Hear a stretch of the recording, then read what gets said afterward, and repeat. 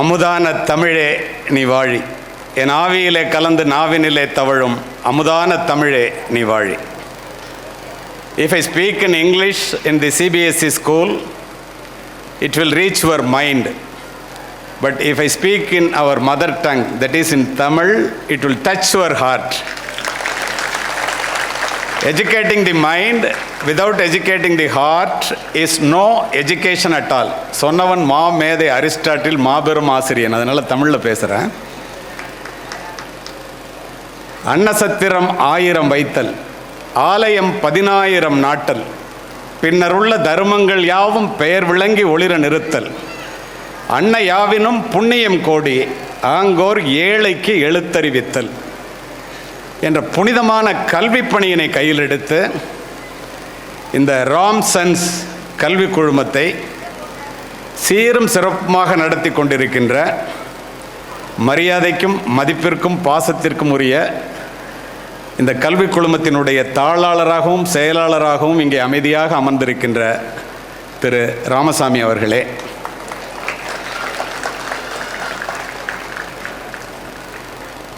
இல்லால் அகத்திருக்க இல்லாதது ஒன்றில்லை என்பதற்கிணங்க அடக்கம் அமருள் வைக்கும், அடங்காமை ஆறிருள் உய்த்துவிடும் என்பதற்கிணங்க அத்தனைக்கும் காரணமாக பின்புலத்தில் இருந்து மேடையிலே இடமிருந்தும் கூட மேடையில் அமராமல் அமைதியாக கீழே அமர்ந்திருக்கின்ற திருமதி புனிதவதி ராமசாமி அவர்களே, ஆணும் பெண்ணும் நிகரென கொண்டால் அறிவில் ஓங்கி வையம் தழைக்கும், எட்டும் அறிவினில் ஆணுக்கு இங்கே பெண் இளைப்பிள்ளைகான், பட்டங்கள் ஆள்வதும் சட்டங்கள் செய்வதும் பாரினில் பெண்கள் நடத்த வந்தோம் என்பதற்கிணங்க இன்றைய நிகழ்வினுடைய கௌரவ விருந்தினராக கேந்திரிய வித்யாலயாவினுடைய துணை ஆணையராக ஓய்விற்கு பிறகும் ஓய்வறியாத இளைய தலைமுறைக்கு ஏதேனும் செய்ய வேண்டும் என்ற எண்ணத்தோடு தொடர்ந்து உங்களுடைய நிகழ்ச்சியிலே பங்கு கொண்டு இங்கே அமைதியாக அமர்ந்திருக்கின்ற டாக்டர் ராஜேஸ்வரி அவர்களே, வெள்ளத்தனையது மலர் நீட்டம் மாந்தர்தம் உள்ளத்தனையது உயர்வு என்பதற்கிணங்க பாண்டிச்சேரியிலிருந்து இங்கு வந்து அமர்ந்திருக்கின்ற திரு ராமசாமி அவர்களினுடைய சகோதரர் மரியாதைக்குரிய திரு தனபால் அவர்களே, நல்லதோர் வீணை செய்தே அதை நலங்கட பொழுதியில் எறிவதுண்டோ, சொல்லடி சிவசக்தி என்னை சுடர்மிகு அறிவுடன் படைத்து விட்டாய், வல்லமை தாராயோ இந்த மாநிலம் பயனுற வாழுதற்கே என்பான் பாரதி.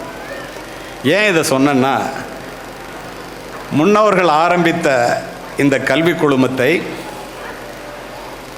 மிக அற்புதமாக நடத்த வேண்டும் என்ற ஒற்றை சிந்தனையோடு இங்கே உரையாற்றி அமர்ந்திருக்கின்ற இந்த பள்ளியினுடைய அட்மினிஸ்ட்ரேட்டிவ் ஆஃபீஸர் தையல் நாயகி அவர்களே,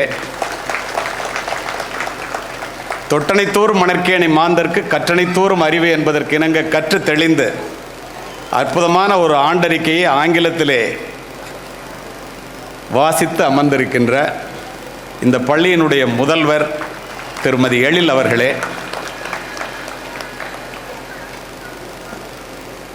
ஆன்றவிந்தடங்கிய கொள்கை சான்றோர்களாக அவருடைய நட்பு வட்டாரம் எவ்வளவு பெரியது என்பதை உணர்த்தும் வழியிலே இத்தனை பேர் இங்கு வந்து அமர்ந்திருப்பதை பார்க்கும்போதே எனக்கு உள்ளபடியே இந்த மாலை நேரத்திலே மகிழ்ச்சியாக இருக்கிறது. அத்தனை பேரும் அறிவார்ந்த பெருமக்கள்.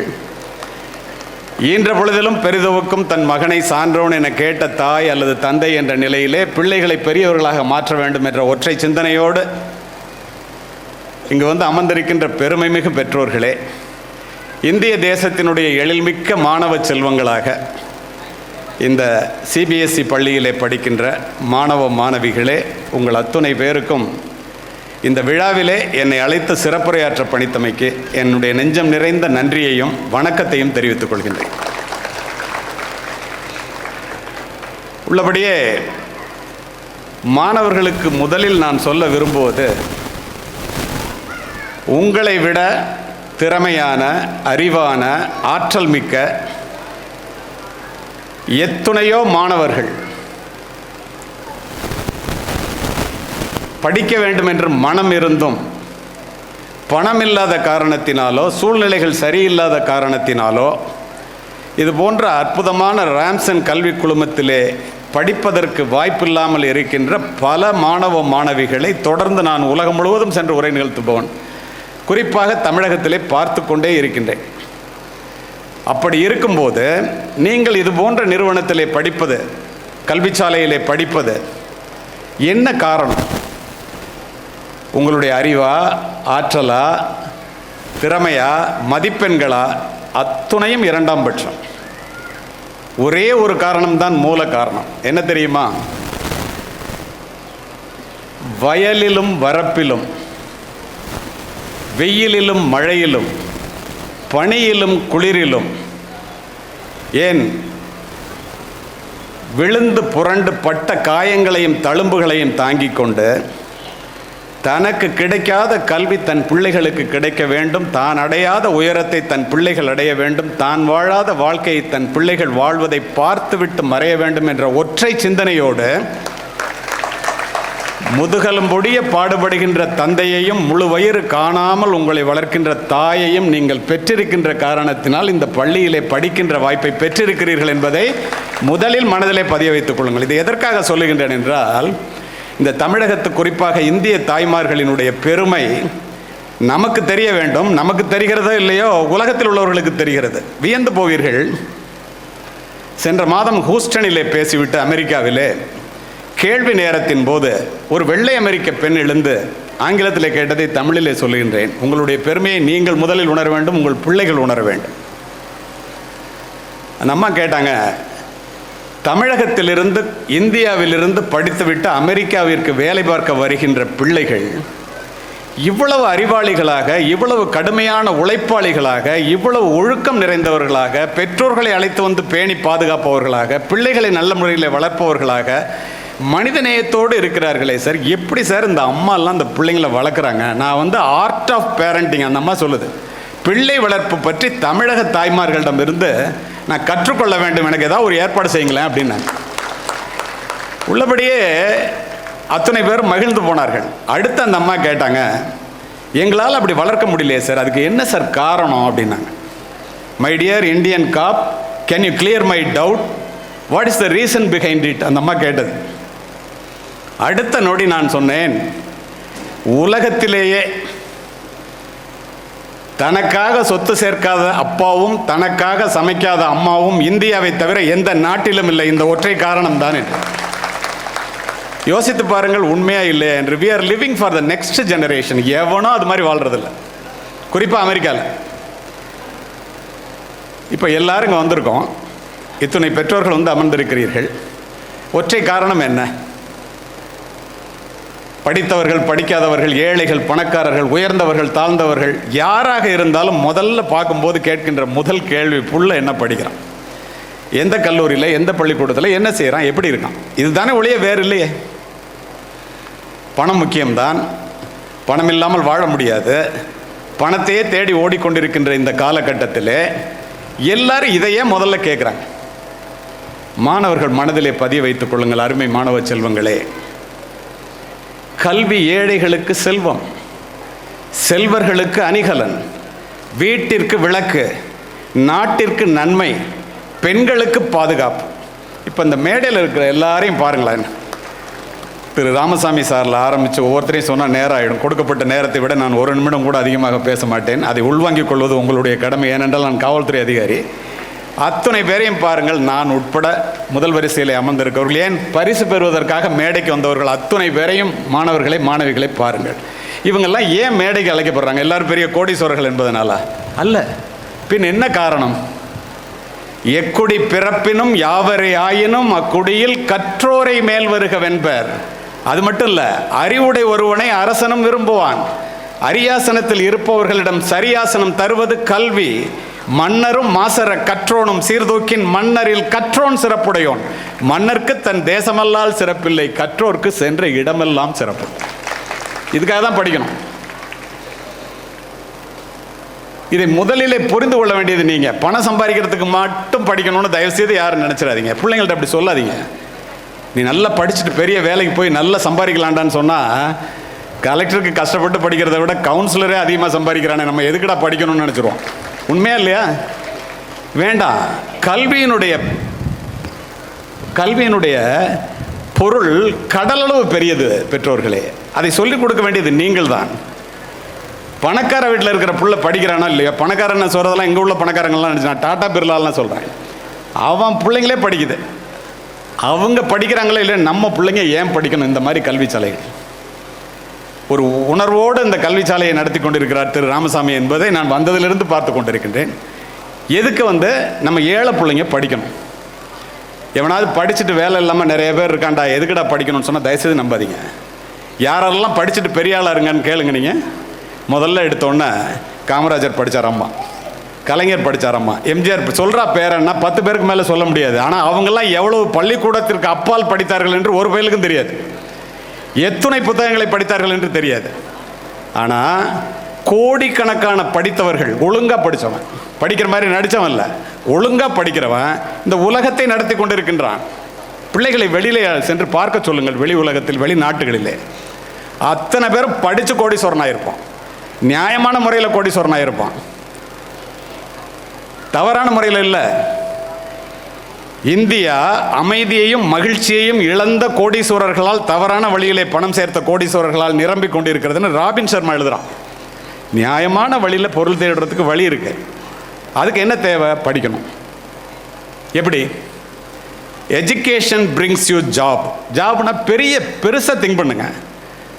Job brings you money, money brings you asset, asset buys you wealth, wealth gives you financial freedom. அது ஆம்பளை பிள்ளையாக இருக்கட்டும், பொம்பளை பிள்ளையாக இருக்கட்டும், படிச்சுட்டு ஒழுங்காக படித்து பெரிய அளவில் போனால் உங்களுக்கு எத்தனை பேருக்கு தெரியும்னு தெரியல. ஒரு 15 நாளைக்கு முன்னால் ஜெய்ப்பூரில், ரொம்ப கவனமாக கேட்குறீங்க சிபிஎஸ்சி பிள்ளைங்க, நீட்டு ஜேஇயில், நான் உங்களை சிரிக்க வைப்பதற்காக அழைக்கப்பட்டவன் அல்ல, சிந்திக்க வைப்பதற்காக அழைக்கப்பட்டிருக்கிறேன். நீட்டு ஜேஇயில் 720க்கு 720 நீட்டில், ஜேஇ மெயினில் 300க்கு 300. JEE advance, it is suppose to be a toughest examination in global level. அதில் 250 மார்க் வாங்கினா பாம்பே ஐஐடியில் சீட்டு கிடைக்கும். நம்ம பிள்ளைங்க எதுலேயும் குறைஞ்சவங்க இல்லைங்க. ஆனால் 85 பேர் பாம்பே ஐஐடிலையும் சென்னை ஐஐடிலையும் படித்தவன். மொத்தம் 23 ஐஐடி இருக்குது, 57,000 சீட்டு இருக்குது. அதில் படித்தவனை 23 வயதில் கூகுள், அமேசான், ஃப்ளிப்கார்ட், வால்மார்ட் எல்லாரும் ரோட்டில் நிற்கிறான். எல்லாத்தையும் கொத்திட்டு போகிறான். எவ்வளோ தெரியுமா சம்பளம்? 85 பேர் ஒவ்வொருத்தனும் ஒரு வருஷத்துக்கு 1.2 crore, ஒரு மாதத்துக்கு 10 லட்சம் ரூபா சம்பளத்தில் வேலைக்கு போகிறான். நம்ம பிள்ளைங்க தெரியுமா உங்களுக்கு? ஏன் நம்ம பிள்ளைங்க அப்படி செய்ய முடியல? எல்லாரும் உட்காந்துருக்கான். ஒரு 15 பேர் ப்ரைஸ் கொடுக்கறதுக்கு என்னையும் ஒரு தலைமைச் செயலாளரையும் அழைச்சிருந்தாங்க. முன்னாள் தலைமைச் செயலாளர் மேடைக்கு வரும்போது நான் கேட்டேன், எப்படா 720க்கு 720 இத்தனை பையன் வாங்குற? ஆச்சரியமாக இருக்காடா, 300க்கு 300 ஜேஇயில் எப்படா வாங்குற? அவன் சொன்னாங்க, பெற்றோர்கள் நல்லா கேட்டுங்க சார், முதல் வார்த்தை அவன் சொன்னது 10th 11th 12th 3 வருஷம் சோஷியல் மீடியா பக்கம் தலை வச்சே படுக்கல சார், பட்டன் ஃபோன் தான் வச்சுருக்கேன் சார்னு காமிக்கிறான். பட்டன் ஃபோனை எடுத்து காமிக்கிறான். ஒரு நாளைக்கு 7 மணி நேரம் படித்தேங்கிறான். காலையில் 4 மணி நேரம், நைட்டு 3 மணி நேரம் சார், தினம் படிப்பேன் சார். ஒரு வருஷத்துக்கு 100 தடவை பரீட்சை எழுதி பார்த்தேங்கிறான். அதில் இந்த அட்வான்ஸ் முடிச்சுட்டு ஐஐடி போகிறவனும் இருக்கான், மெயின் பாஸ் பண்ணி என்ஐடி போகிறவனும் இருக்கான். 2 பேருக்கு என்னடா டிஃபரன்ஸ்னு கேட்குறேன். உங்கள்கிட்டலாம் சொல்லணுங்கிறதுக்காக. அவன் சொல்கிறான், இந்த ஒரு ப்ராப்ளம் கொடுத்தீங்கன்னா complicated problem, this fellow will take 60 seconds sir, whereas I will complete it within 30 seconds சார்ங்கிறான். This is the difference between advance and மெயின்னு சொல்லிட்டு போயிட்டான். நம்ம பிள்ளைங்க எதில் குறையிறாங்க? இப்படிப்பட்ட பெற்றோர்கள், பிள்ளைகளினுடைய படிப்பிற்காக எதை வேண்டுமானாலும் தியாகம் செய்யக்கூடிய பெற்றோர்கள், மெழுகுவர்த்தியை போல தன்னை உருக்கி கொண்டு இந்த பிள்ளைகளுக்கு சொல்லிக் கொடுக்க வேண்டும் என்று நினைக்கின்ற ஆசிரியர் பெருமக்கள், ஒரு பெரிய இன்ஃப்ராஸ்ட்ரக்சரை உண்டாக்குற நிர்வாகம், படிப்பதற்குரிய அத்துணை வாய்ப்புகளும் இருக்கின்றது. ஏன் படிக்க மாட்டேங்கிறாங்க? எங்கே தவறுகிறார்கள்? இதை சரி செய்ய வேண்டியது யாருடைய கடமை? ஏழை பிள்ளைங்க படிக்கணும்னு சொன்னேன், ஏன்னு சொல்லுமா? பணக்காரர்களுடைய மாளிகையிலே பிறக்கின்ற பிள்ளைகளினுடைய கால்களை கூட தாங்குவதற்கு தோள்கள் காத்திருக்கின்றன. நம்மை போன்ற ஏழை குடும்பத்திலே பிறக்கின்ற பிள்ளைகளினுடைய தோள்களுக்கோ சுமைகள் காத்திருக்கின்றன. இதிலிருந்து என்ன தெரியுது? பணக்காரர்கள் வீட்டிலே பிள்ளைகள் பிறக்கும் போதே வளர்ந்தே பிறக்கிறார்கள். நம்மை போன்ற ஏழை குடும்பத்திலே பிறந்துதான் வளர்கிறார்கள். நம்முடைய பெருமை என்ன தெரியுமா? வளர்ந்தே பிறப்பது வாரிசுரிமை, பிறந்து வளர்வதே பிறப்பின் பெருமை. அதை உங்களால் மட்டுமே நிரூபிக்க முடியும். அதுக்கு கல்வி வேண்டும், வேற வழியே கிடையாது. கல்வி ஒன்றுதான் படிக்கின்ற மாணவனையும் அவன் பிறந்த வீட்டையும் இந்த நாட்டையும் உயர்த்தக்கூடியது. கல்வி ஒன்றுதான் நம்பிக்கை நிறைந்த பயணத்தை அறிவோடு பயணிப்பதற்கு இந்த உலகத்திலே உனக்கு உதவுவது. நீ எத்தனை பெரிய கோடீஸ்வரனுக்கு மகனாக மகளாக பிறந்தாலும் பெற்றோர்களிடமிருந்து சொத்தை பெறுவதைப் போல இந்த காட்டை நீ வச்சுக்க, இந்த வீட்டை நீ வச்சுக்க, இந்த பேங்க் பேலன்ஸை நீ வச்சுக்கன்னு கொடுக்கலாம். இப்போது அவங்க ராஜேஸ்வரி மேடம் அவங்க பிள்ளைங்களெல்லாம் அழைச்சி இந்த எம்ஏவை நீ வச்சுக்க, எம்ஃபில் நீ வச்சுக்க, பிஹெச்டி நீ வச்சுக்க கொடுக்க முடியுமா? அவனவன் படித்துத்தான் பெற முடியும். அதுதான் இந்த கல்வியினுடைய சிறப்பே. அந்த வாய்ப்பு உங்களுக்கு கொட்டி கிடக்கிறது. நீ பணக்காரனாக இருக்கணுங்கிற அவசியமே இல்லை. இப்போ நாங்கள்லாம் என்ன பெரிய கோடீஸ்வர குடும்பத்துலேருந்து வந்தோம்மா, கோட்டெல்லாம் போட்டுட்டு பேசுகிறோன்னு ஏதோ நினச்சிக்காதீங்க. ஒன்று சொல்கிறேன் உங்களுக்கு, இந்த கல்வி என்ன பண்ணுங்கிறத சொந்த உதாரணத்துலேருந்தே சொல்கிறேன். நீங்கள் இப்போ +2 படிக்கிற மாதிரி SSLC படிக்கும்போது 5ஆம் வகுப்பு மட்டுமே படித்த ஏழை விவசாயி எங்கள் அப்பா என்கிட்ட கூப்பிட்டு சொல்லுவாங்க, தம்பி எங்களுக்கெல்லாம் படிக்க முடியலடா, எப்பாடுபட்டாவது படிக்க வச்சிடறேன்டா, படிடா, படித்தா ஒன்றுட்டேருந்து எது போனாலும் இந்த கல்வி மட்டும் போகாதும்பாங்க. சொல்கிறது அப்பா.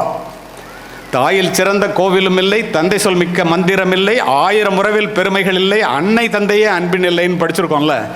அப்பா சொல்கிறாங்களே, உண்மையாக தானே இருக்கும். நானும் படித்தேன். இதை ஏன் இந்த இடத்துல பதிவு செய்கிறேன் தெரியுமா? இப்போ ஞாபகம் வந்ததுனால பதிவு செய்கிறேன். எது போனாலும் கல்வி மட்டும் போகாதுன்னு சொன்னாங்க. படித்தேனா, காவல்துறை உயர் அதிகாரியாக ஆனேன், அதெல்லாம் விட்டுருங்க. இங்கே படிக்கும்போது படித்தாங்க. ஆனால் இன்று பணி நிறைவுக்கு பிறகு நான் உயிராக நேசித்து உடுத்தி இருந்த காக்கி உடை என்னிடத்துல இல்லை. அப்துல் கலாம் சார்ட்ட பெரிய கேலண்டரி மெடல் வாங்கினாருன்னு படித்தாங்க. நீங்கள் கைகள் ஊனிங்க, கையெல்லாம் கை தட்டினீங்க. அருமை பெற்றோர்களை, மாணவர்களை, ரொம்ப அருமையாக கேட்குறீங்க, அதனால் அதெல்லாம் சொல்கிறேன். உயிரை பணயம் வைத்து தீவிரவாதிகளோடு போராடி துப்பாக்கி குண்டை கையிலே பெற்ற பிறகு நான் அவர்களை சுட்டு அதற்கு பிறகு அதற்காக பெற்ற கேலண்டரி மெடல் கூட என்னுடைய மார்பகத்தை இப்போது அலங்கரிக்கவில்லை. ஆனால் என் தந்தை சொன்னதைப் போல நான் படித்த கல்வி மட்டும் என்னிடத்திலேயே இருக்கின்ற காரணத்தினால் இந்த உலகம் முழுவதும் சென்று உரை நிகழ்த்துகின்றேன். உங்களிடம் என்று உரை நிகழ்த்தி கொண்டிருக்கின்றேன். வேற என்னங்க வேணுதுக்கு? உற்றுளி உதவியும் உருபொருள் கொடுத்தும் பிற்றை நிலை முனியாது கற்றல் நன்றே, பிறப்போர் அன்ன உடன் வயிற்றுள்ளும் சிறப்பின் பாலால் பெற்ற தாயும் மனம் தெரிவாள். ஒரு குடி பிறந்த பல்லோருள்ளும் மூத்தோன் வருக வெண்ணாது அவருள் அறிவுடையோனார் அரசும் செல்லும். வேற்றுமை தெரிந்த நாற்பால் உள்ளும் கீழ்ப்பால் ஒருவன் கற்பின் மேல்பால் ஒருவனும் அவன்கட்படுமே. ஆரியப்படை கடந்த நெடுஞ்செழியன் புறநானூற்று. பெற்ற தாய் கூட எல்லா பிள்ளைங்கள்ட்டையும் ஒரே மாதிரி அனுபவிச்சிருப்பாங்களாம். நல்லா படிக்கிற பிள்ளைகிட்ட மனதில் ஒரு மூலையில் கொஞ்சம் ரொம்ப யாருக்கும் தெரியாமல் அனுபவிச்சிருப்பாங்க. அரசன் கூட மூத்தவனை வாடான்னு கூப்பிடாம எவன் அறிவு உள்ளவனோ அவன்கிட்ட தான் அரசாட்சியை கொடுப்பானா. நீ ஏழை பணக்காரன் ஜாதி மதம் அதெல்லாம் கிடையாது, நீ படிச்சுட்டேன்னா எல்லாரும் உனக்கு இல்லடான்ட்டான். அப்போ படிக்கணுமா இல்லை? இந்த மாதிரி ஒரு மரியாதையை பெறுவதற்கு, வாழ்க்கையில் சிறப்பாக வாழ்வதற்கு ஏழை மக்களுக்கு, ஏழை பிள்ளைகளுக்கு இருக்கின்ற ஒரே ஆயுதம் கல்வி. அதை செய்யலைன்னா என்ன அர்த்தம்? செய்யணும். நீங்கள் இலக்கியத்தில் பார்த்தீங்கன்னா தமிழ் ரொம்ப நல்ல அர்த்தம் சொல்கிறதுக்குள்ளே முடிக்கிறதுக்குள்ளே கைதட்டுறீங்க, அதனால் புரிஞ்சுக்கிறீங்க. சுருங்க சொல்லி விளங்க வைப்பதிலே தமிழ் மொழிக்கு நிகர், தமிழனுக்கு நிகர் உலகத்தில் எவனும் இல்லை. தெரியுமா உங்களுக்கு? நியூயார்க் நகரத்தில் பிரிமேண்டுன்னு ஒரு இடம் இருக்குது. அதில் ஒரு பப்ளிக் ஸ்கூல், அது ஆங்கில பள்ளி, பேசுவதற்காக அழைத்திருந்தார்கள். நான் பேசுறதுக்காக போனேன். உள்ளே நுழையும் போதுங்க, what we have learnt so far is like a handful of earth and what we have yet to learn is like the whole world அப்படின்னு எழுதி போட்டிருக்கான் பெருசாக. படிச்சுக்கிட்டு 2 அடி உள்ளே போயிட்டேன். என்னடா எங்கேயோ இடிக்குதே, எங்கேயோ கேட்ட மாதிரி இருக்கே, ஒரு நிமிஷம் நின்னுங்கன்னு சொல்லிட்டு இப்போ அழைச்சிட்டு வந்த மாதிரி அழைச்சிட்டு போகும்போது நின்னுங்கன்னு சொல்லிட்டு பின்னாடி வந்து மேலே படித்தா 1000 ஆண்டுகளுக்கு முள் அவ்வைப்பாட்டி கற்றது கைமண்ணளவு கல்லாதது உலகளவு என்று எழுதியதை தமிழிலும் ஆங்கிலத்திலும் அமெரிக்கர்கள் எழுதி போட்டு தமிழை பெருமைப்படுத்துகிறார். நீ யோசிச்சு பாருங்க, எப்படிப்பட்ட மொழிக்கு சொந்தக்காரர். நான் சுருங்க சொல்லி விளங்க வைப்பதுன்னு சொல்லிட்டு அப்படியே நகர்ந்து போகல. நான் சொல்கிறதெல்லாம் யோசிச்சு பாருங்க. நீங்கள் ஓதாமல் ஒரு நாளும் இருக்க வேண்டாம், உலக நீதி. ஒரே லைனில் தினம் படுறான். இளமையில் கல் ஆத்திச்சூடி, கல்வி கரையில் கற்பவர் நாள் சில. பொருள் சொல்ல வேண்டியதில்லை, நாலடியார். என்னென்ப ஏன எழுத்தென்ப இவை இரண்டும் கண்ணென்ப வாழும் உயிர்க்கு. என்னும் எழுத்தும் கண்ணனத்தகும். என்னாச்சு?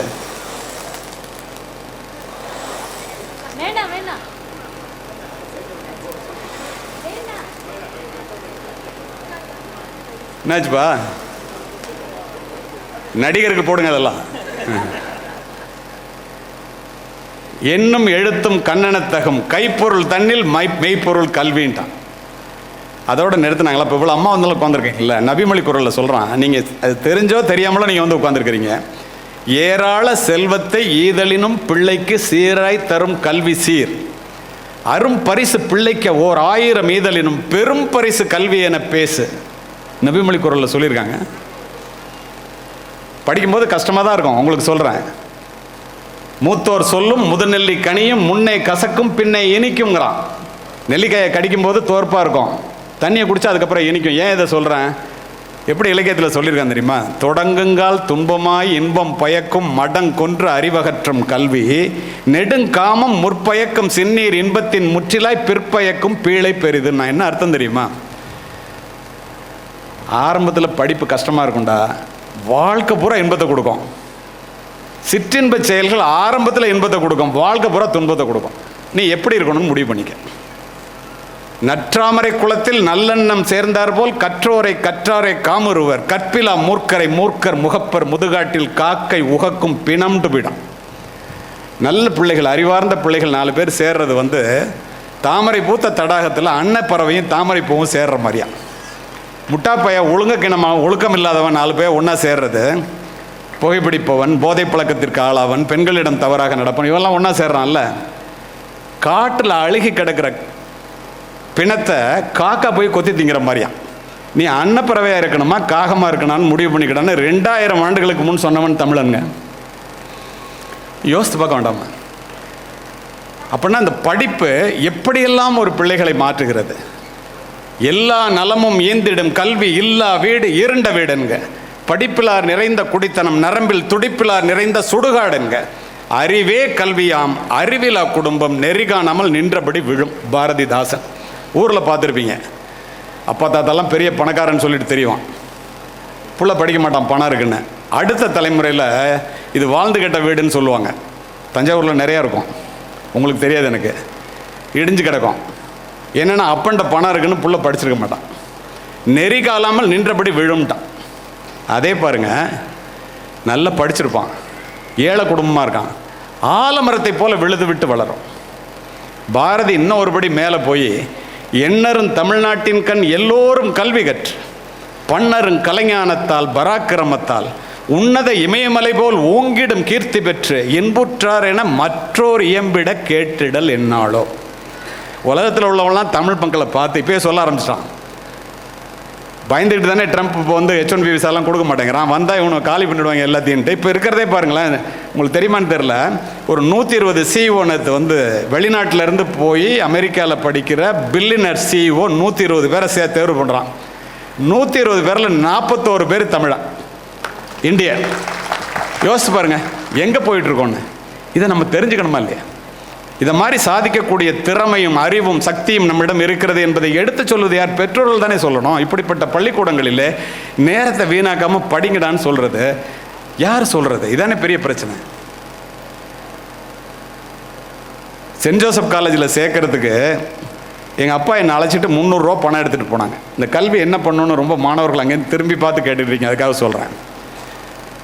பிரிட்டோன்னு ஒரு பிரின்சிபல் இருந்தார், ரொம்ப அற்புதமான மனிதர். அப்துல் கலாம் சார் எல்லாம் படிக்கும்போது இருந்தவர். ஒரு ரெக்டர் ஒருத்தர் இருந்தார்.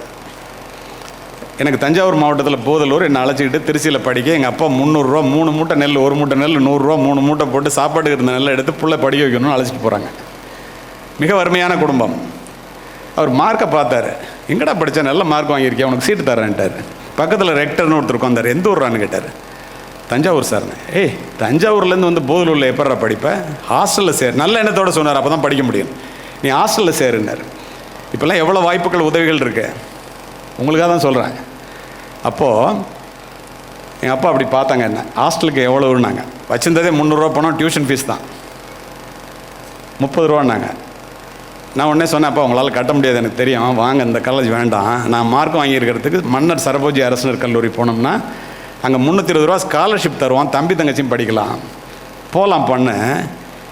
மரங்கள் அடர்ந்த அந்த சென்ட் ஜோசப் கல்லூரியினுடைய மைதானத்தை பார்த்து கொண்டு மதிப்பெண்கள் இருந்தும் கொடிது கொடிது வறுமை கொடிது அதனினும் கொடிது இளமையில் வறுமை என்று அந்த வளாகத்தை விட்டு வெளியேறியவன் நான்.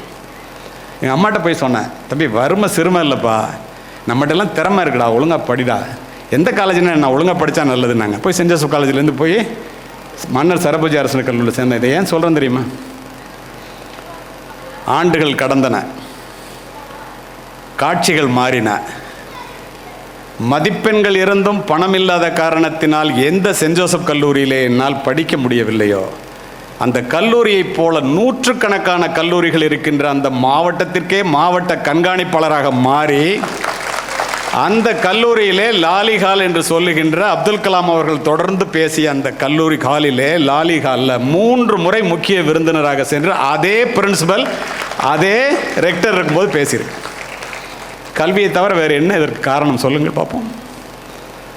எந்த காரணமும் கிடையாது. இப்போல்லாம் டாக்டர் ஆகணும்னு சொல்கிறீங்க, என் பிள்ளை கஷ்டப்படக்கூடாது, நான் படுற கஷ்டம் என் பிள்ளை படக்கூடாதுலாம் டைலாக் விட்றீங்களா அம்மா அப்பாலாம்?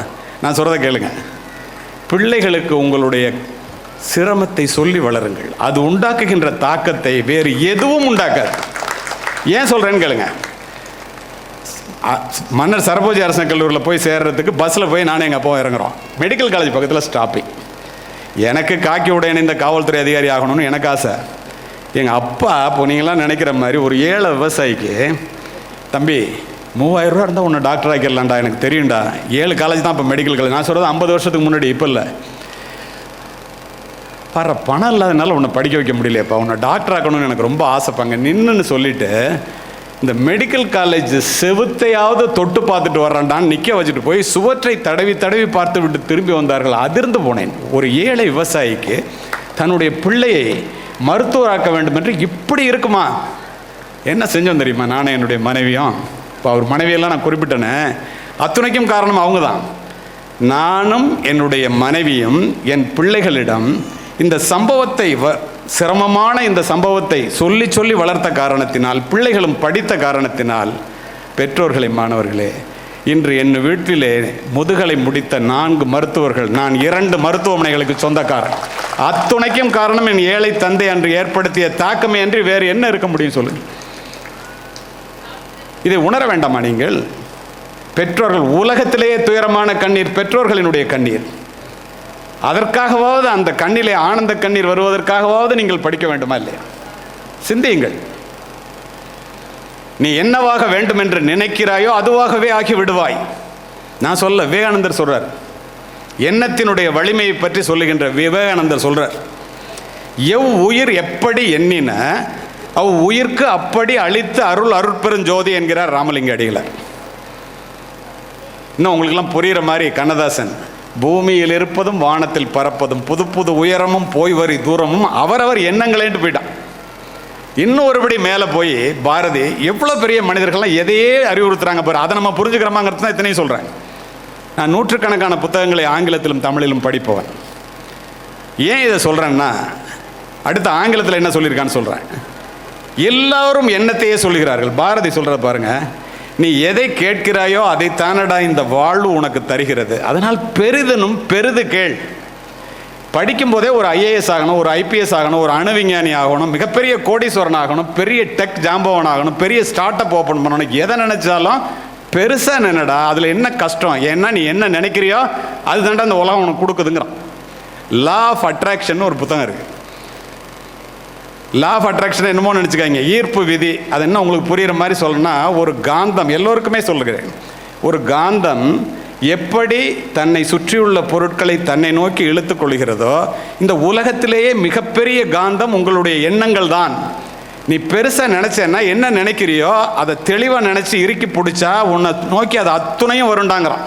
உங்களுக்கு எத்தனை பேருக்கு தெரியும்னு தெரில, இந்த உலகத்தில் உள்ள 100% பணத்திலே 96% பணம் 1% மனிதர்கள்ட்டுமே இருக்கு.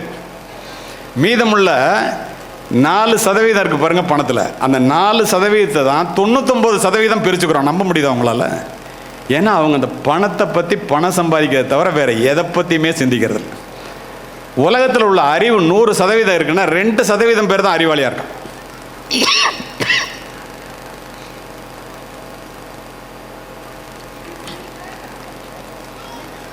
பாக்கி 98% பேர் அந்த அளவுக்கு இல்லை.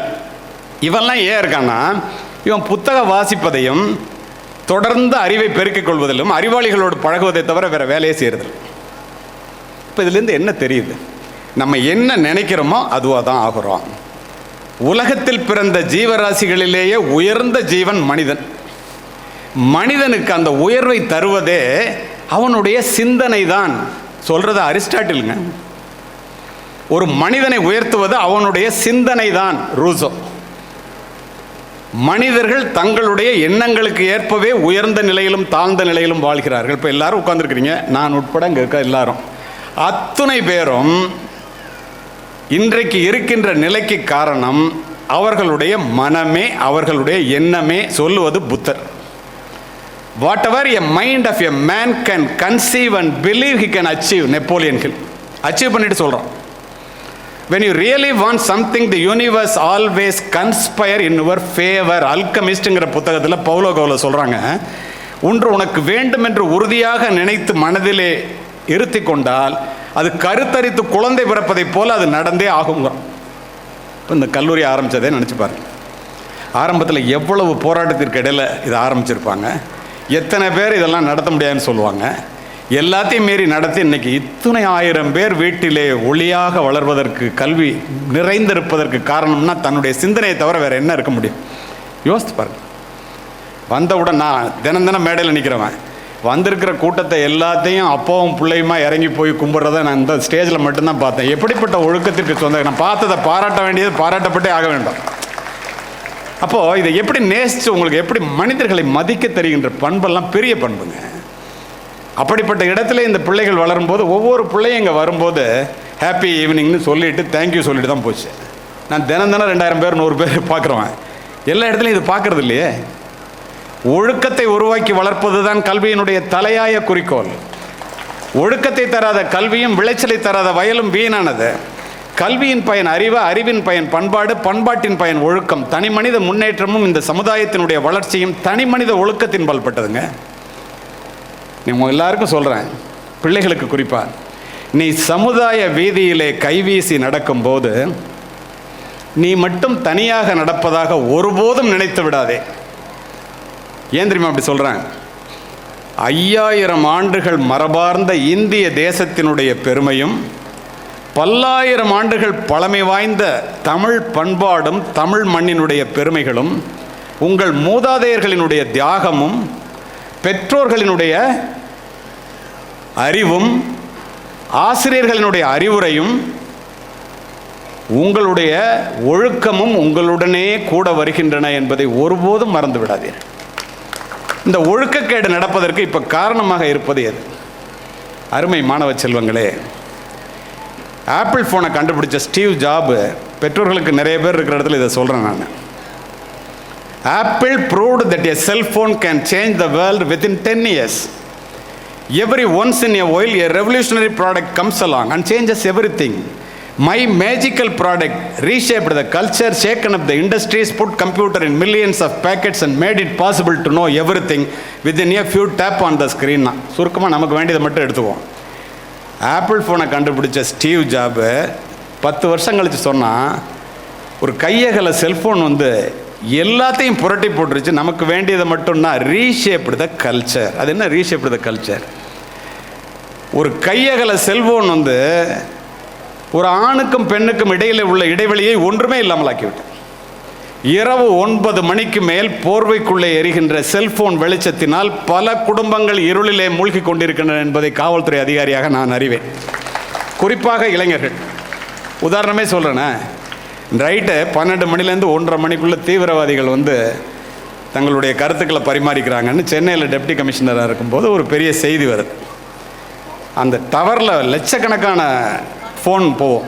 உட்காந்து டேபிள் ஒர்க் பண்ணி எலிமினேட் பண்ணி 2 ஃபோன் ஒரே நேரத்தில் ராத்திரி 12லேருந்து 1:30 மணி வரைக்கும் தினம் பேசிகிட்டு இருக்காங்க. பிடிச்சிட்டோண்டா தீவிரவாதியை நினச்சிட்டு கமாண்டோ பீசஸ்லாம் அழைச்சிட்டு அந்த லொக்கேஷனுக்கு போனால் கேர்ள்ஸ் ஹாஸ்டலில் போய் நிற்கிது. உள்ளே போனால் போர்வை போத்திக்கிட்டு, அதனால தான் சொன்னேன் போர்வைக்குள்ளே எரிகின்ற செல்ஃபோன் வெளிச்சம்னு. ஒரு பொண்ணு என்னடா சத்தம் கேட்குதுன்னு போர்வை முழிச்சு இப்படி பார்த்துச்சுல, யூனிஃபார்மோடு இருந்தது பார்த்தோன்னா அப்படியே மயக்கம் போட்டு விழுந்துருச்சு. பக்கத்தில் எல்லா வார்டன்லேருந்து எல்லோரும் நிற்கிறாங்க.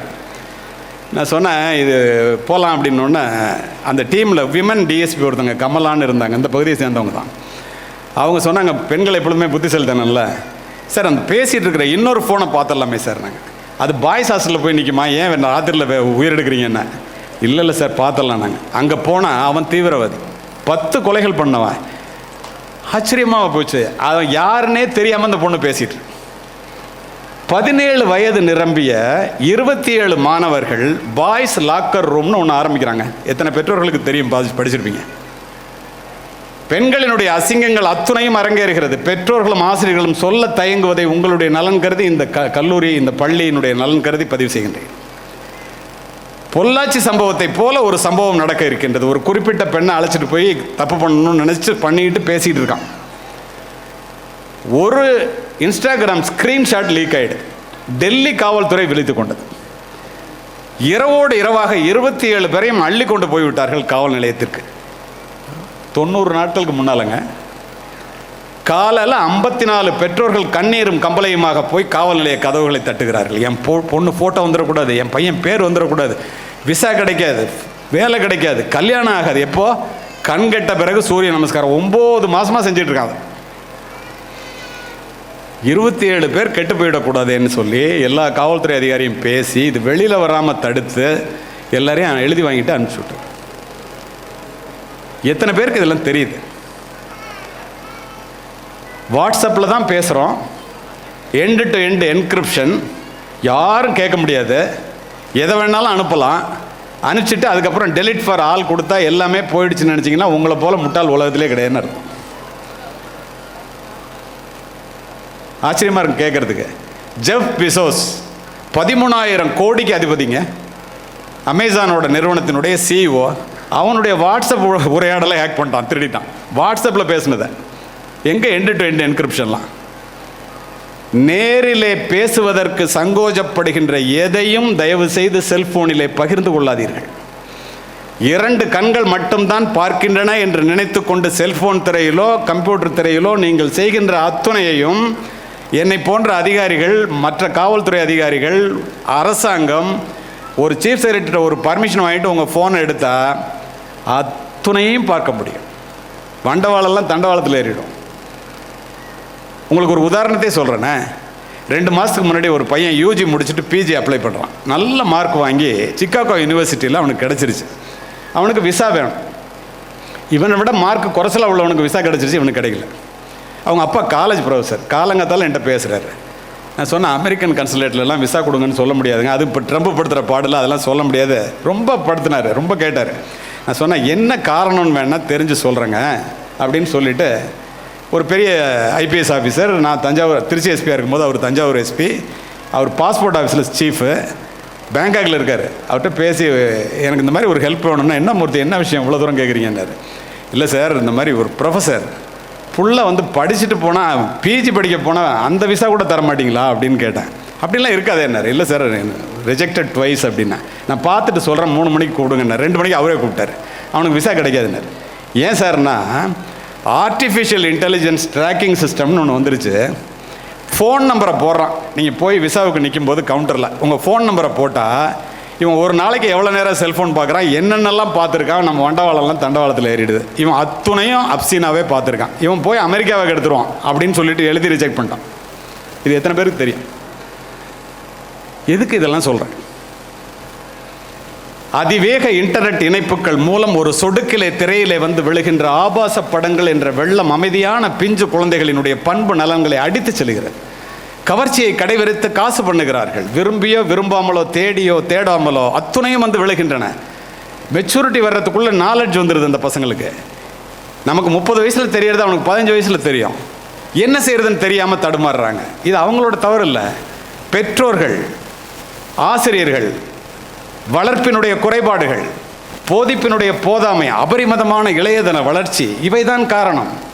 இனிமேல் அது இல்லாமல் வாழ முடியாது என்பதை காவல்துறை அதிகாரியாக நான் அறிவேன். ஆனால் என்ன செய்யணும்? My dear students, you can be active in social media, not personally but professionally.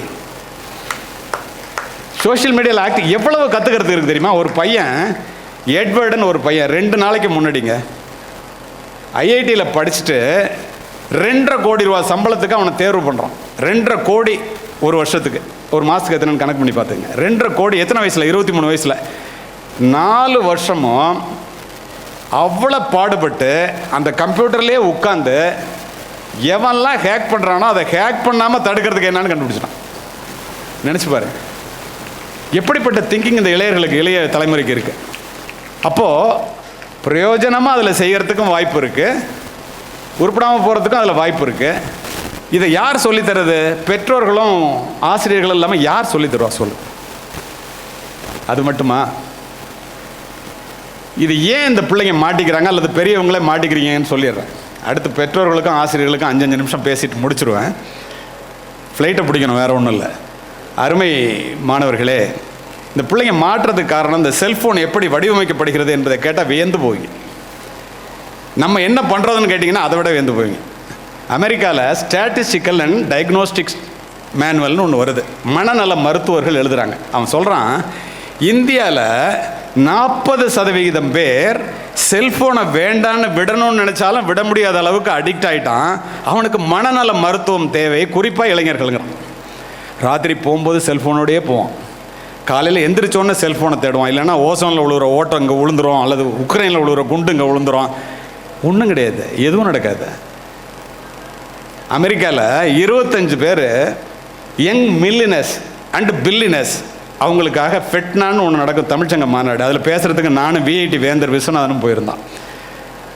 அவன் சொல்கிறாங்க, சோஷியல் மீடியாலேருந்து வெளியில் வந்துட்டேன், எல்லா குரூப்லேருந்து வெளியில் வந்துட்டேன், எனக்கு என்ன தேவையோ அதை மட்டும் செய்கிறேன், எனக்கு என்ன பண்ணணுமோ அதை மட்டும் பார்க்குறேன், ஒரு நாளைக்கு 1/2 மணி நேரம் டைம் ஃபிக்ஸ் பண்ணிட்டேன், அதை தவிர நான் எப்போ பார்க்கறது இல்லைன்னு முடிவு பண்ணணும். அன்னையிலேருந்து என்னுடைய கிரெடிட் உயர்ந்து போச்சுறாங்க. எல்லாருக்கும் இங்கே அங்கே என்னாதபடி எங்கும் நடந்திருப்பேன். நீங்களே பாருங்களேன்.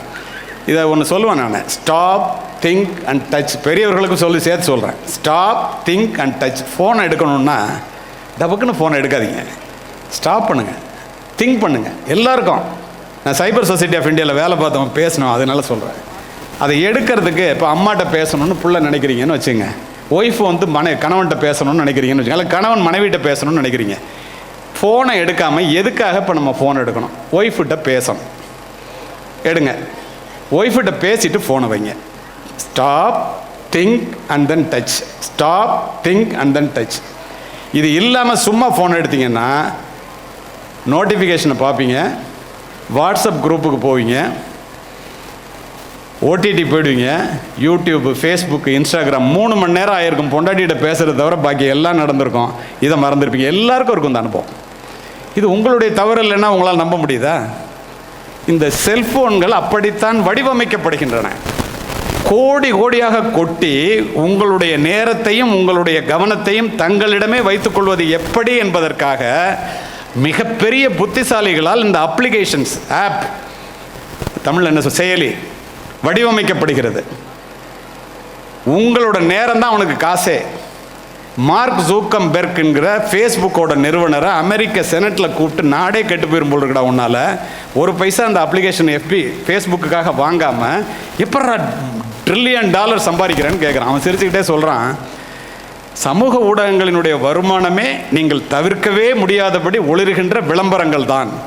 ஒரு செய்தியை பார்க்கணும்னு போனால் ஃபஸ்ட்டு விளம்பரம், நடுப்புற விளம்பரம், கடைசியில் விளம்பரம். இதை பார்க்காம நீங்கள் பார்க்கவே முடியாது. அந்த செய்தி ஒழுங்கான செய்தியானா 100க்கு 99 பொய் அல்லது மிகைப்படுத்தப்பட்டது.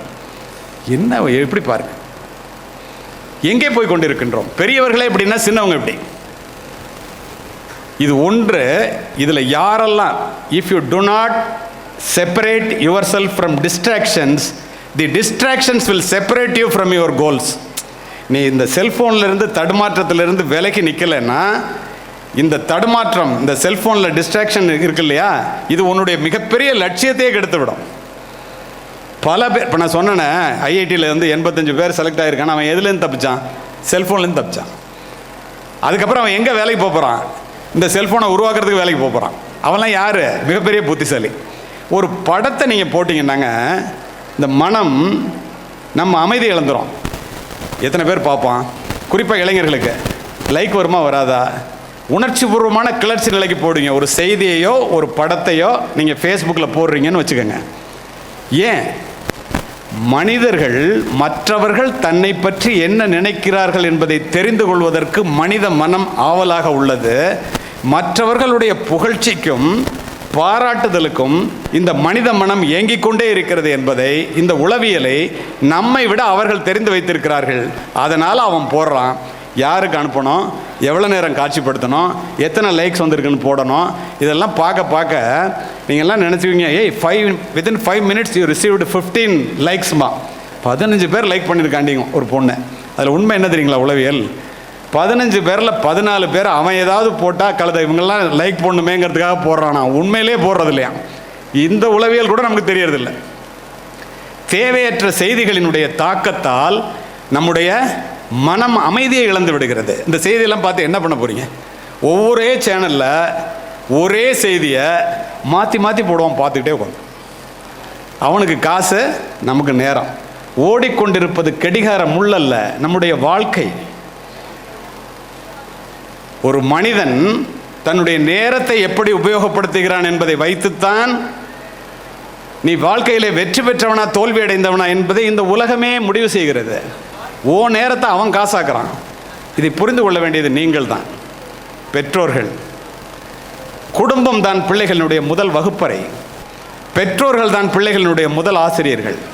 Parents R the first teachers, teachers are the second parents.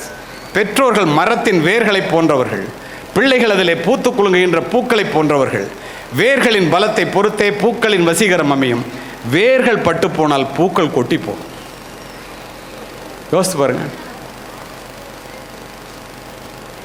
பெருமவற்றுள் யாம் அறிவதில்லை, அறிவார்ந்த மக்கட்பேறு அல்ல பெறங்கிறார் Valluvar.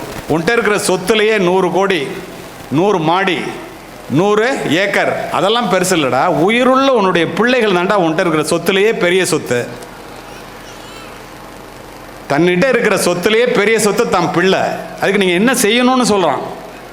Spending time with children is more important then spending money on them. பெற்றோர்கள் பிள்ளைகளுக்கு கொடுக்கின்ற மிகப்பெரிய சொத்து பெற்றோர்கள் அந்த பிள்ளைகளிடம் செலவு செய்கின்ற நேரம். பிள்ளைகளிடம் நேரம் செலவு செய்யாத பெற்றோர்கள் எவ்வளவுதான் சொத்து சேர்த்து வைத்தாலும் அது விழலுக்கு இறைத்த நீராக போவதை நான் பல முறை காவல்துறை அதிகாரியாக பார்த்து விட்டேன். பிள்ளைகளுக்கு ஆசைக்கு வாழாமல் தேவைக்கு வாழ கற்றுக் கொடுங்கள். பிள்ளைகளுக்கு அதிகமாக சொத்து சேர்த்து வைத்துவிட்டு போகின்ற பெற்றோர்களை விட பிள்ளைகளுக்கு சிக்கனமாக வாழ கற்றுக் கொடுத்து விட்டு போகின்ற பெற்றோர்கள் மேன்மையானவர்கள் என்பதை நான் பல முறை பார்த்து விட்டேன். வெற்றி பெறுவதில் மட்டும்தான் மகிழ்ச்சி என்று பிள்ளைகளுக்கு சொல்லாதீர்கள். பெற்றுக்கொள்வதில் மட்டும்தான் மகிழ்ச்சி என்று பிள்ளைகளுக்கு சொல்லாதீர்கள். விட்டு கொடுப்பதிலும் மகிழ்ச்சி இருக்கிறது என்று சொல்லுங்கள். விட்டு கொடுப்பவர்கள் கெட்டு போனதில்லை, கெட்டு போனவர்கள் விட்டு கொடுத்ததில்லை. இதெல்லாம் யாருங்க சொல்றது? கவலைப்பட வேண்டாம் என்று பிள்ளைகளுக்கு சொல்லுங்கள். ஒரு மனிதன் கவலைப்படுவதனால் ஒரு முளத்தை கூட்டவோ குறைக்கவோ முடியாது என்று வேதம் சொல்லுகிறது, பைபிள் சொல்லுகிறது. பாட்டு கேட்கணும்ல. வாழ்க்கை என்றால் 1000 இருக்கும், வாசல்கள் தோறும் வேதனை இருக்கும், வந்த துன்பம் எதுவென்றாலும் வாடி நின்றால் ஓடுவதில்லை, எதையும் தாங்கும் இதயம் இருந்தால் இறுதி வரைக்கும் அமைதி நிலைக்கும், உனக்கும் கீழே இருப்பவர் கோடி நினைத்து பார்த்து நிம்மதி நாடுன்னு சொல்கிறோம்ல. எவனுக்கு கவலை இல்லை? எந்த மனித இதயத்தில் காயம் இல்லை சொல்லுங்கள்? காயமெல்லாம் காலப்போக்கில் மறந்து போகும் மாயங்கள். உளி தாங்கும் கற்கள் தானே மண் மீது சிலையாகும், வலி தாங்கும் இதயம் தானே நிலையான சுகம் காணும். பிள்ளைங்களுக்கு சொல்லுங்க, ஏதாவது தற்கொலை பண்ணிக்கிறதா பார், பாட்டை கேட்டுட்டு போயிடுறதா? 1000 சொல்வேன் பெற்றோர்களுக்கு. மேடம் ஜெனிகோல் என்று ஒரு உளவியலாளர், அவர் பதிவு செய்கிறார். என்ன பதிவு செய்கிறாங்க தெரியுமா? பிள்ளைங்க பிறக்கும் போது அம்மாட்ட சொல்லுதான், பிறக்கும் போதே அது நினைக்கிறத சொல்கிறதா சொல்கிறாங்க. எப்படி? இந்த பூமி பந்து என்னை உற்று நோக்கி கொண்டிருக்கிறது, இந்த உலகமே என்னுடைய வருகையை எதிர்பார்த்து கொண்டிருக்கிறது. ஏன் தெரியுமா? நாளை நான் எப்படி இருப்பேனோ அப்படித்தான் இந்த உலகமும் இருக்கும். என்னுடைய விதி உங்கள் கையில் இருக்கிறது. நாகரிகம் ஊஞ்சலாடுகின்ற இந்த உலகத்திலே என்னை ஒரு கொடையாக இந்த உலகத்திற்கு வளர்த்தெடுக்க வேண்டிய பொறுப்பு பெற்றோர்களாகிய உங்களிடம் இருக்கிறது. ஒரு சுமையாக வளர்த்து விடாதீர்கள்னு புள்ள பிறக்கும் போது அம்மா அப்பா பார்த்து சொல்லுதான். ஏண்டா விதி உங்கள் கையில் இருக்குன்னு சொல்லுதுன்னு அதையும் சொல்கிறோம். வியந்து போவீர்கள். சாதாரண விஷயம். எந்த பிள்ளையாவது உங்கள்கிட்ட பிறக்கணும்னு வரம் கேட்டுச்சான்? பிள்ளை வரம் கேட்டவர்கள் நீங்கள். வள்ளுவர் என்ன சொல்லுவார் தெரியுமா? தந்தை மகற்காற்றும் நன்றி அவையத்து முந்தி இருப்ப செயல்பர். உதவி இல்லை, நான் என் பிள்ளைக்காக படாத பாடுபட்டான், அவன் என்ன, அதெல்லாம் இல்லை. பெற்றது நீங்கள், அவனை ஒழுங்காக வளர்க்குறது உங்கள் கடமை. நீ தானே பெற்ற, அவன் பேரணும்னு சொல்லலையா? இது யார் சொல்கிறா? வள்ளுவர் சொல்கிறார். மகன் தந்தை காற்றும் உதவி இவன் தந்தை என்னோற்றான் கொள் என்னும் சொல்லிட்டு போயிட்டார். அவன் நல்ல பிள்ளைய வளர்ந்து இந்த மாதிரி பிள்ளைய பெக்கிறதுக்கு அம்மா அப்பா என்ன தவம் செஞ்சாங்களோன்னா அது உதவியான். ஈன்று புறந்தறுதல் எந்தலை கடனே சான்றோனாக்குதல் தந்தைக்கு கடனேன்னு போயிட்டான். அப்பெல்லாம் அப்படியே வெள்ளை சல்லையாக இருந்துட்டு காலையில் அம்மா தான் எழுப்பிவிடுவாங்க, பேரண்ட் டீச்சர்ஸ் போவாங்க, படிக்க வைப்பாங்க, எல்லாம் பண்ணுவாங்க. இவர் அப்படியே தனக்கு இதுக்கு சம்மந்தமே இல்லை, என்னடா ஒழுங்காக 100 மார்க் வாங்கிட்டு போயிட்டே இருப்பார். அது இல்லை. புள்ள ஒரு உதாரணமே சொல்கிறேனே, ஒரு இடத்துல அந்த அம்மா படாத பாடுபட்டு பிள்ளைய வளர்த்து எடுத்துறாங்க. இப்போ கூட மேலே வாங்கினவங்கள்ட்ட you can be a proud மதர்னு அம்மாட்ட சொன்னேன். ஏன் சொன்னேன்னா, அது மாதிரி ப்ரைஸ் வாங்கிறதுக்கு மேலே வர்றான், ஸ்டேட் ஃபஸ்ட் வந்துட்டான். அந்த அப்பாவுக்கு என்ன படிக்கிறான்னு கூட தெரியாது. மேலே ப்ரைஸ் வாங்க போகிறோன்னு அப்படியே வெள்ளை வேஸ்ட்டு வெள்ளை சட்டை வரலாம், தப்பு இல்லை. மேலே வந்தார். வந்தோடனே ஒய்ஃப் அப்படி நகர்ந்து நின்றுடி, பார்த்தியா என் பிள்ளையா அப்படின்ட்டு ப்ரைஸ் வாங்குறாரு. சரி, தப்பு இல்லை. அதே பிள்ளை உருப்படாமல் போகுதுன்னு வச்சுக்க, என்னடி பிள்ளையா வளர்த்துருக்க அப்படின்னு அதே அப்பா சொல்லுவார். இது சொல்லக்கூடாதுங்கிறதுக்காக தான் ஈன்று புறந்தறுதல் எந்தலை கடனே சான்றோனாக்குதல் தந்தைக்கு கடனேன்னு அப்புறம் நான் விட்டுருவேன். எப்படிலாம் சொல்லி வச்சுட்டு போயிட்டான் பாருங்க. தாயினுடைய சக்தி வலிமையானது நண்பர்களே. அதை போலவே ஆசிரியர்கள், 5 நிமிஷம் முடிச்சிடுறேன், 3 பேருக்கு பேசணும்னு ராமசாமி சார் சொன்னார். அதனால சாக்ரட்டிஸினுடைய மாணவன் பிளேட்டோ, பிளேட்டோவுடைய மாணவன் அரிஸ்டாட்டில், அரிஸ்டாட்டிலுடைய மாணவன் the great Alexander who conquered the entire world. உலகத்தை ஒரு குடையின் கீழ் ஆள நினைத்து வெற்றியும் பெற்ற மகா அலெக்சாண்டரிடம் போய் கேட்குறாங்க, எப்படா உலகத்தை ஜெயிச்ச? அவன் சொல்கிறான், நான் இந்த உலகத்திற்கு வந்ததற்கு காரணம் என்னுடைய பெற்றோர், இந்த உலகமே என்னிடம் வந்ததற்கு காரணம் என்னுடைய ஆசிரியர் அரிஸ்டாட்டில் என்று அடித்து சொல்லுவேன். இதிலிருந்து நாம் அறிந்து கொள்வது என்ன? ஜப்பான் நாட்டில், எனக்கு ஜப்பானிய மொழி தெரியாது, ஆசிரியர் பயிற்சி பள்ளிக்கு ஒரு பாடத்திட்டத்தில் ஒன்று வச்சுருக்காங்க. அதிர்ந்து போனேன். உண்மை சம்பவத்தை ஒரு ஆசிரியர் எப்படி இருக்க வேண்டும் என்பதற்காக வைத்திருக்கிறார்கள். நேரம் கருதி வேகமாக சொல்லுகிறேன், மிக அருமையாக கவனிக்கிறீர்கள், அதனால் இதனை சொல்லுகிறேன். ஜப்பானிய நாடு 100 ஆண்டுகளுக்கு முன்னால் இராணுவ ஆட்சியில் இருக்கும்போது கொள்ளைக்காரர்கள் இராணுவ உடையை திருடி அணிந்து கொண்டு கூட்டம் கூட்டமாக கிராமத்திலே குதிரையிலே நுழைந்து கண்ணில் படுபவர்களை எல்லாம் வெட்டி போய் சாய்த்து விட்டு கொள்ளையடிப்பது. இங்கே தீவெட்டி கொள்ளைன்னு சொல்லுவாங்க அந்த காலத்தில். அந்த மாதிரி ஒரு நிகழ்வு நடந்துகிட்டே இருக்கு.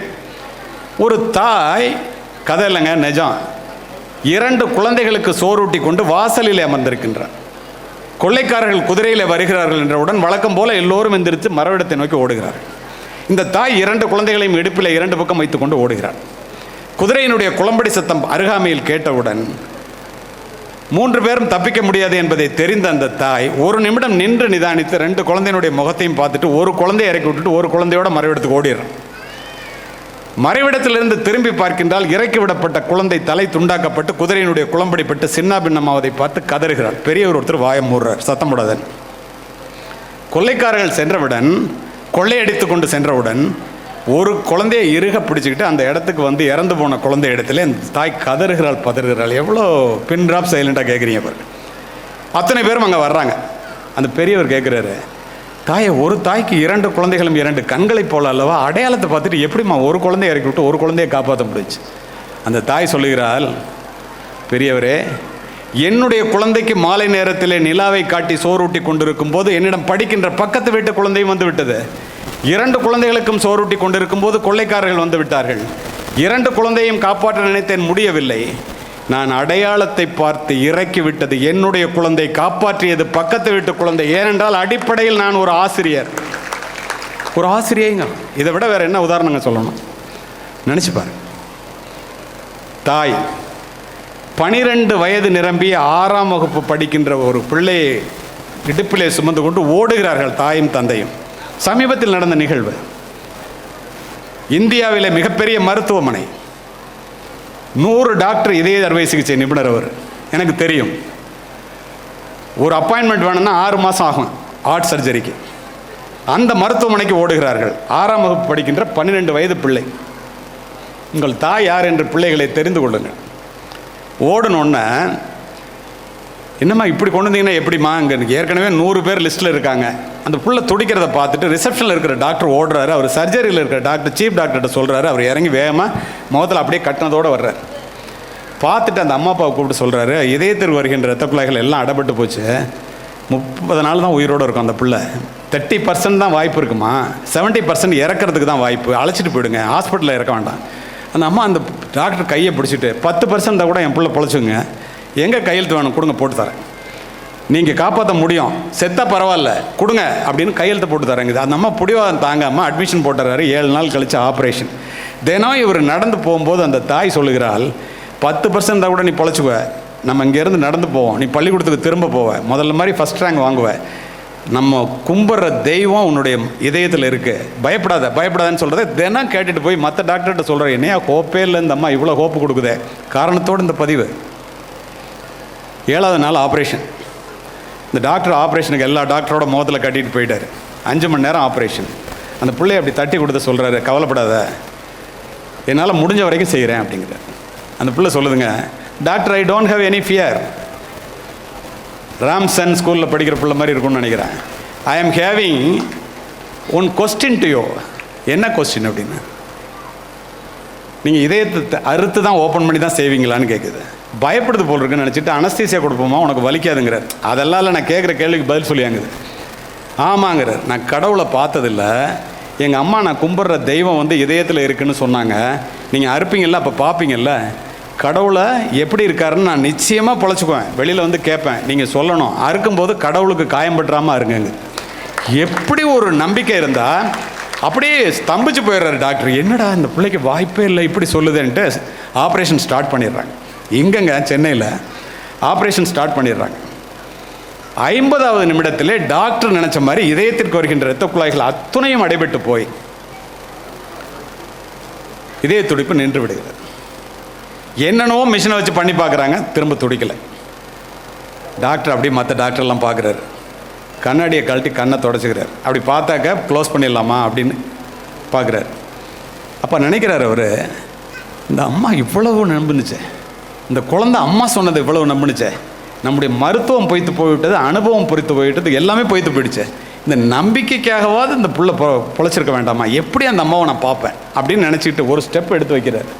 பக்கத்தில் இருக்கிற லேடி டாக்டர் கையை அப்படி ஒரு தட்டி, doctor blood is coming to the heart is functioning. அவசரமாக எல்லா மிஷினையும் திரும்ப ஆன் பண்ணி 5 மணி நேரம் ஆப்ரேஷன், குழந்தை பிழைச்சிக்குது. ஒரு வாரம் கழித்து சுவிட்சஸ் எல்லாம் பிரிச்சுட்டு பார்க்க போகிறாங்க. மற்ற டாக்டரை கூப்பிட்டு கேட்குறாரு, யோ கடவுளை பார்த்தீங்களான்னு கேட்குவேன் அந்த பொண்ணு, நான் என்ன சொல்கிறது அப்படின்னு கேட்குறேன். ஆளுக்கு ஒன்று சொல்கிறாங்க, ஒரு முடிவோடு போகிறார். பெற்றோர்களே, போன உடனே அந்த குழந்தை ஒடியாந்து அவர் காலை கட்டிக்கிட்டு, நான் பொழைச்சிக்குவேன்னு சொன்னேன், பொழைச்சிக்கிட்டேன் பார்த்தீங்களா, உள்ளே நடந்ததுக்கு தெரியாதுல்ல, கடவுளை பார்த்தீங்களான்னு கேட்கு. கடவுளை பார்த்தேன் அப்படிங்கிறாரு. எல்லா டாக்டரும் ஆச்சரியமாக பார்க்குறான், கடவுள் எப்படி இருந்தார் அப்படின்னு.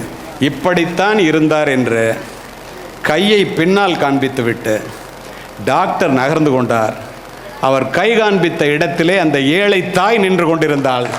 அந்த பிள்ளை ஓடி போய் அம்மாவை கட்டி பிடிச்சிட்டு, நீ தான் கடவுள் அம்மாங்குது, இதுதான் உன்னுடைய தாய். தாயிலிருந்து தான் தலைமுறை தொடங்குகிறது. ஒவ்வொரு தாயும் ஒரு வரலாறு. தலைமுறை மாற்றத்தை உருவாக்கக்கூடிய தகுதி படைத்தவள் இந்த உலகத்தில் தாய் மட்டுமே. மாதா வயிறறிய வாழா ஒரு நாளும் என்கிறார் வாரியார். மாதாவை ஒரு நாளும் மறக்க வேண்டாம் என்கிறது உலக நீதி. அன்னையும் பிதாவும் முன்னறி தெய்வம் என்கிறது கொன்றைவேந்தன். யார் இல்லை என்றால் இந்த உலகத்தில் நீ பிரவேசித்திருக்கவே முடியாதோ, யாரை இழந்து விட்டால் நீ திரும்ப பெற முடியாதோ, அவளுடைய பெயர் தானடா தாய்.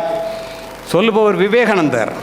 10 மாதம் உன்னை சுமந்து புரண்டு படுத்தால் கூட உனக்கு வலிக்குமே என்று உனக்கு வேண்டியதை உண்டு, தனக்கு வேண்டியதை வெறுத்து, நீ பிறப்பதற்கு முன்பே உனக்காக இறைவனிடத்திலே வேண்டிய ஒரே ஒரு உன்னதமான ஜீவன் இந்த உலகத்தில் உண்டென்றால் அது உன்னை பெற்ற தாயை தவிர யாரும் இல்லை. இதை யார் சொல்றது? 360 பயணிகளை சுமந்து கொண்டு ஒரு விமானம் மத்தியதரை கடலிலே பறக்கின்றது. 2 மாதத்துக்கு ஒரு தடவை நான் போய் வெளிநாட்டில் பேசுகிறவன். திடீரென்று வெடிச்சத்தம், புகை மண்டலம், என்ஜின் ஆஃப் ஆகிடுச்சின்னு பைலட் காக்பிட்லேருந்து வந்து சொல்கிறான், லைஃப் ஜாக்கெட்டை போட்டுக்கங்கிறான். எப்படி இருக்கும் பாருங்கள். மயான அமைதி. 20,000 அடி, 30,000 அடி, 10,000 அடி வந்துருச்சு. துணை விமானி மட்டும் தொடர்ந்து ட்ரை பண்ணுறான். திடீர்னு க்ரீன் லைட் எரியுதுங்கிறான். தண்ணீரை தொட இருந்த விமானத்தை 2 விமானிகளும் சேர்ந்து மேலே ஏற்றி எமர்ஜென்சி லேண்டிங்னு பக்கத்து நாட்டில் தரையிறக்கிறான். இதை சொல்லி முடிக்கின்றேன். அப்பாலாம் உட்காந்துருக்காங்களா இவ்வளோ பேர்? அம்மாவை மட்டும் சொல்லிவிட்டு அப்பாவை சொல்ல போனால் அது நிறைவு இருக்காதுல்ல. எல்லாரும் உயிரை கையில் பிடிச்சிட்டு வெளியிலும் போது பத்திரிகை துறை நண்பர்கள் கேட்குறாங்க, இறப்பினுடைய விளிம்பை தொட்டு விட்டு வந்தீர்களே, கடைசியாக என்ன நினச்சிங்க? ஒருத்தன் எல்லா நாட்டுக்காரனும் இருக்கான்ல, ஒருத்தன் நாட்டை சொல்கிறான், வீட்டை சொல்கிறான், பேங்க் பேலன்ஸை சொல்கிறான், ஒய்ஃபை சொல்கிறான்.